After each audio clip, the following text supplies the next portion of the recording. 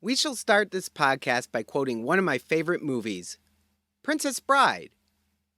Marriage. Marriage is what brings us together today. Well, maybe we'll not just talk about marriage. In fact, the topic of this podcast will be exploring the differences between cohabitation and marriage.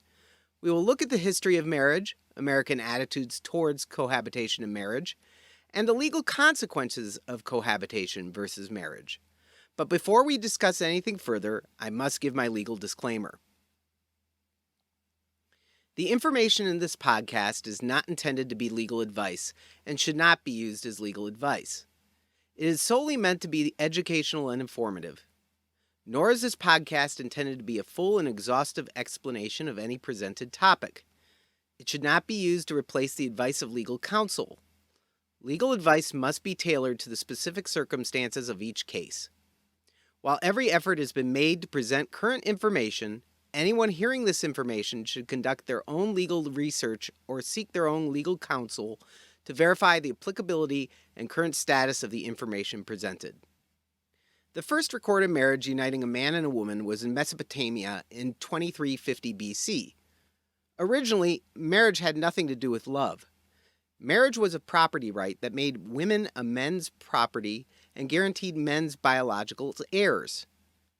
Love as a motivating factor for marriage did not occur until really the Middle Ages. The French are typically accredited with the creation of romantic love for marriage. And the first story involving love as a motivating factor in the relationship was that of Sir Lancelot for Queen Guinevere in the Arthurian legends. When early American colonists arrived, they still recognized a husband's dominance over a wife with the doctrine of coverture, which meant that a wife's identity was absorbed into the husband's. This also made divorce difficult. After all, how did one separate from oneself? In addition, divorces were historically expensive. In England and the American colonies, it required an act of parliament for a divorce. It was also notoriously difficult to get a divorce because one of the parties had to show fault to obtain the divorce. Once women won the right to vote in 1920, suddenly marriage became the union of two equal people. And in 1969, Governor Ronald Reagan signed the first no-fault divorce laws into effect in California. And in the 1970s, due to the escalating women's lib movement, not only did other states start to follow in creating no-fault divorce laws, but the law started to recognize marital rape, finally determining that a man did not own a woman's sexuality. But while we're on the topic of marriage, we also need to take a look at gay marriage. Interestingly, gay marriage was publicly sanctioned as early as 54 AD. The Roman Emperor Nero was twice married to men and forced the imperial court to treat his partners as wives. In the 2nd and 3rd century AD, men wedding men was common enough that Roman social commentator Juvenal feared such weddings would become public. However, in 342 AD, Romans formally outlawed the practice of homosexual marriage. Yet some evidence exists to show that gay marriages still continued. This includes evidence that gay marriages were recognized by the Catholic and Greek Orthodox churches, including one ceremony from a 13th century Greek Orthodox church entitled Order for Solemnization of Same-Sex Union. Because same-sex marriages were deemed to be illegal, there was no other choices for gay individuals except to live in cohabitating relationships. In fact, same-sex marriage has long been illegal in the United States, and many states had gross indecency laws to prevent homosexual relationships. In 1996, Congress passed the Defense of Marriage Act, or DOMA. DOMA defined marriage as only being between a man and a woman. It also permitted states to refuse to recognize same-sex marriages performed in other states. In 2004, Massachusetts became the first state to legalize gay marriage. In 2008, California became the second state to legalize gay marriage. But that victory was short-lived with California's Proposition 8, which outlawed it. However, the Ninth Circuit overturned Proposition 8, stating that it violated constitutional due process and equal protection clauses of the Constitution, making, of course, gay marriage legal in California. Between 2004 and 2015, many states allowed civil unions or domestic partnerships as an alternative to marriage. However, civil unions and domestic partnerships did not offer the same full dignity, benefits, or protections of marriage. This started to change in 2013 with the case of United States versus Windsor. It overturned portions of DOMA where the IRS refused to recognize a New York marriage between two women. The Supreme Court found that denying Windsor to be a spouse was a violation of due process and equal protection laws under the Fifth Amendment. Prohibitions on gay marriage completely fell with the Obergefell versus Hodges case in 2015. Obergefell held that the 14th Amendment requires states to license same-sex marriages and other states to recognize same-sex marriages performed outside that state. Because of the change in the Supreme Court's makeup, Obergefell was vulnerable to being overturned. Therefore, Congress passed the Respect for Marriage Act in 2022, protecting marriage for all Americans regardless of race or sexual orientation. So it seems that the matter of gay marriage is now settled and protected for all. It is very possible that the lingering memories of marriage being a property right has caused its decline. Nearly every year since 1950, marriages have become less frequent. In 1950, the census showed that 76.5 women out of 1,000 got married that year. Compare that to 2022, where only 31.2 women of 1,000 got married. The all-time low was in 2021, where only 28 women out of 1,000 got married. This, of course, might have had something to do with the pandemic. Yet according to the CDC, in 2022, the total marriage rate had slipped to 6.2 people out of every 1,000. Divorce rates, like marriage rates, have also been falling. While many people quote that nearly half of all marriages end in divorce, the true rate is now about 42% of marriages end in divorce. In 2022, the divorce rate in the USA fell to 2.4 people out of every 1,000 people. But with each marriage, the chance of divorce increases. 41% of first marriages end in divorce. 60% of second marriages end in divorce. And a whopping 73%, nearly 3/4 of all third marriages, end in divorce. However, the divorce rate also may be falling because there's been an increase in cohabitation being chosen over the institution of marriage. Perhaps this goes back to the old adage of if marriage is an institution, why would someone want to be locked into it? For our discussion, cohabitation is defined as two or more people living together with the intent of having intimate relations. By 2019, 69% of Americans viewed cohabitation as acceptable, even if the parties had no intent of getting married. In addition to the 69% of Americans that view cohabitation as acceptable, an additional 16% of Americans felt cohabitation was only acceptable if the parties intended to marry. The remaining 15% thought that cohabitation without marriage was completely unacceptable. About 2/3 of people who have married their spouse saw cohabitation as a step towards marriage. Of these cohabitating before marriage, 44% were not engaged when they moved in together. In 1995, 58% of people 18 or older were married. By 2017, that number had dropped to 53%. In 2002, 60% of adults between 18 and 44 had been married. But by 2017, only 50% of people between 18 and 44 had ever been married. In 2002, 54% of adults had cohabitated. By 2017, that amount had increased to 59%. Of those who had cohabitated, 62% had only cohabitated with one partner in life. The remaining 38% had cohabitated with more than one partner in life.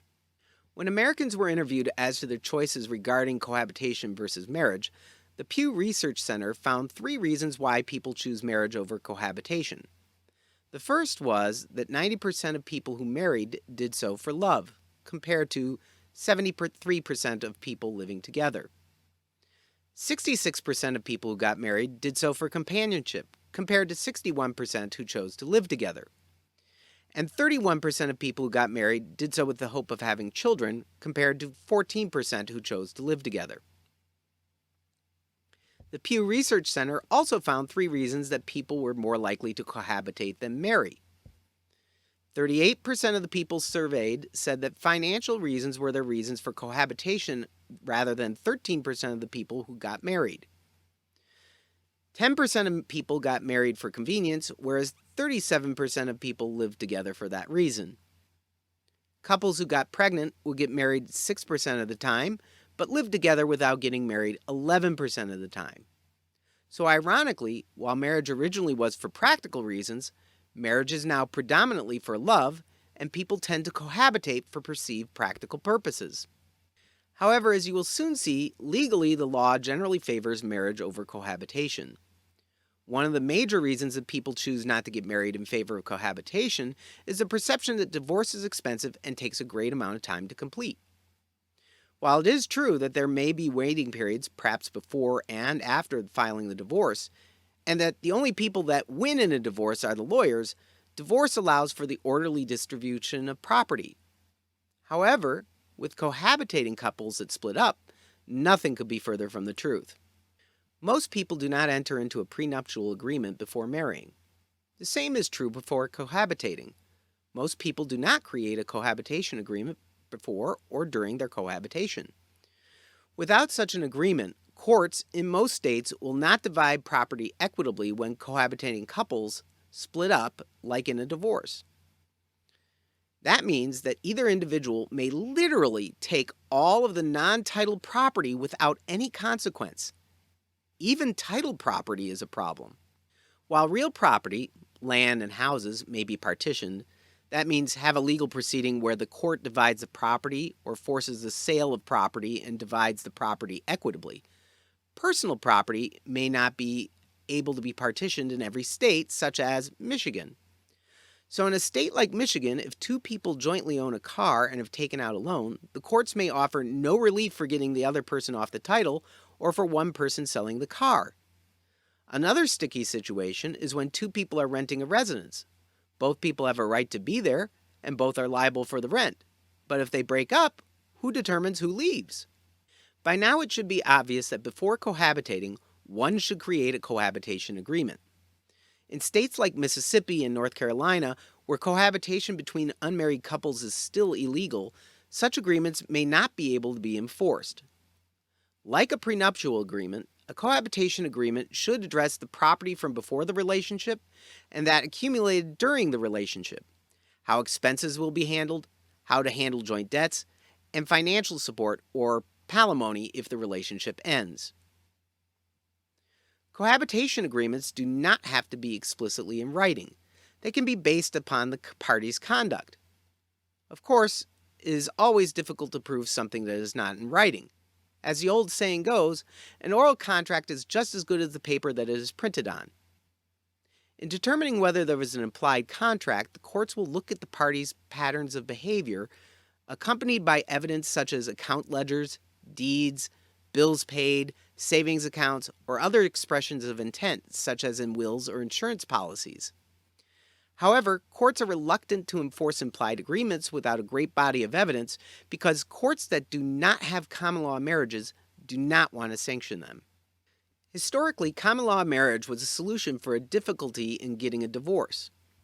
In fact, Benjamin Franklin and his wife, Deborah Reed, were common law married because Deborah was previously married and she could not determine whether her first husband was alive or dead. To avoid potential bigamy charges, Ben and Deborah Reed declared themselves as common law married.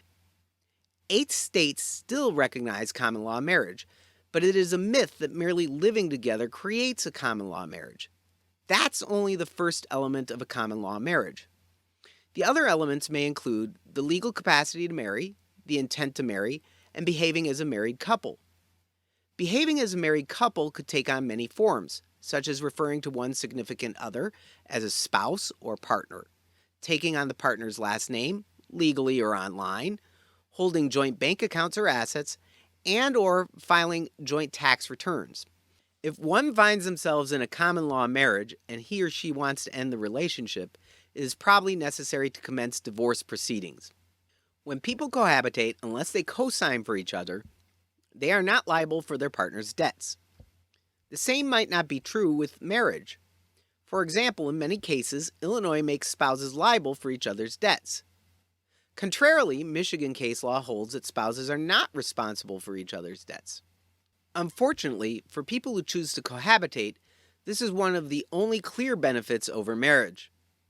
In every state, when a spouse dies, the surviving spouse, regardless of whether the deceased spouse had a will or not, has rights to inheritance.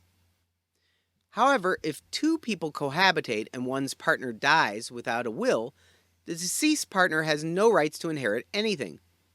Though estate planning is important for all Americans, it is critical for those in cohabitating relationships so that their wishes can be fulfilled upon their death. Another benefit of being married involves Social Security. A widow or widower may be entitled to up to one half of the deceased spouse's Social Security benefits if he or she were to pass away. It also may enable the widow or widower to be eligible for Medicare benefits. However, remarriage could negatively affect these benefits, so it is important for anyone considering remarriage to consult with an attorney prior to marrying again. If a spouse becomes incompetent or unable to make decisions for themselves, normally the other spouse can make decisions for their spouse that they cannot. Couples in cohabitating relationships are not afforded such permission. Without a power of attorney, a medical health directive, or a living will in states that permit them, the healthy partner cannot make decisions for their partner who is unable to make them for themselves. If tax-paying spouses have substantially different salaries, the lower-earning spouse can pull the higher one down into a lower tax bracket, reducing their overall taxes. If a taxpayer's spouse is not making any money, the spouse making money can contribute to the non-wage-earning spouse's IRA for additional tax deductions. Neither of these benefits are available to cohabitating partners.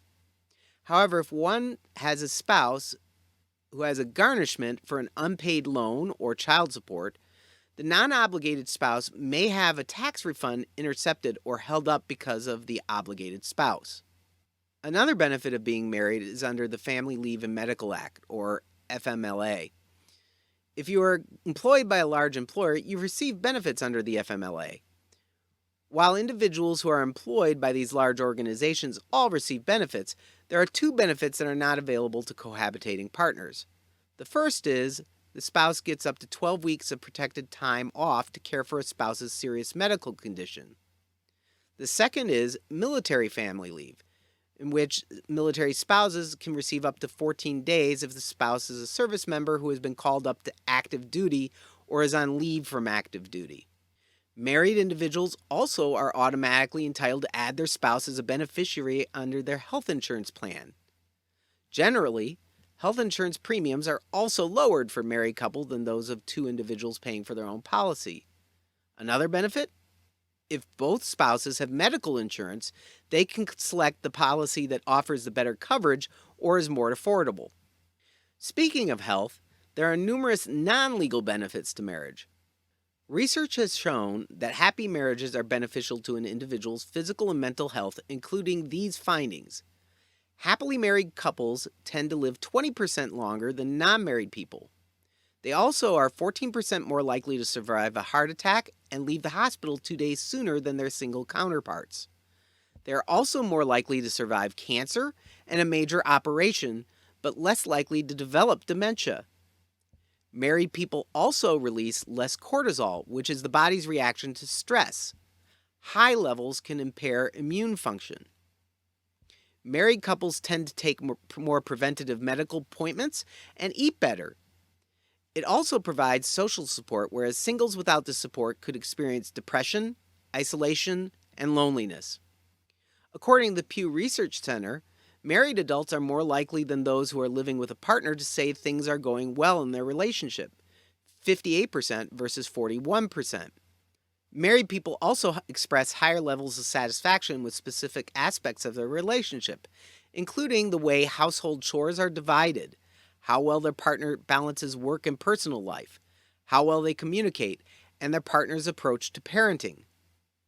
Trust levels in marriage are also higher than those who cohabitate. However, there appears to be no difference in the satisfaction of intimate relations between those who are married and those who cohabitate. Another legal consequence of marriage is that marriage automatically permits a spouse to be on the birth certificate. If a child is born out of wedlock, the father may not automatically get on the birth certificate. Without being on the birth certificate, a father may have to file a paternity case against the mother to establish not only his biological lineage, but rights to custody, parenting time, and child support. However, the presumption of being born to the marriage also means that a child born to a father who is not the spouse can require the mother to sue the biological father for paternity if she wants to establish that the husband is not the father of the child. While everyone has a right to choose the lifestyle that suits them best, polygamy has been officially illegal in the United States and all of its territories since 1862. In 1879, the Supreme Court ruled that polygamy was not protected by the Freedom of Religion Clause in the First Amendment. In fact, Utah's admission as a state was held up for over 40 years until the Mormon Church renounced polygamy. While I personally believe that the punishment for having more than one spouse should be having more than one spouse, Utah is the only state where polygamy is not always a crime. It can be a simple infraction. This means that the two people who are married receive all the protections of marriage, but those who are not married rely upon the married individuals protecting them through careful legal planning in the cases of thruples or greater numbered relationships. Ultimately, whether one chooses to cohabitate or get married is a personal choice. Certainly, there is no one-size-fits-all when it comes to making these decisions. However, it is always best to enter either a cohabitating relationship or a marriage with eyes open, knowing all the legal ramifications of that choice. If you would like more information on this podcast, including the case law or statutes that were used to create this podcast, please feel free to comment below. Also, please comment if you have other legal topics that you would like discussed. And of course, if you enjoyed this podcast, please do not forget to like, share, and subscribe. Thank you.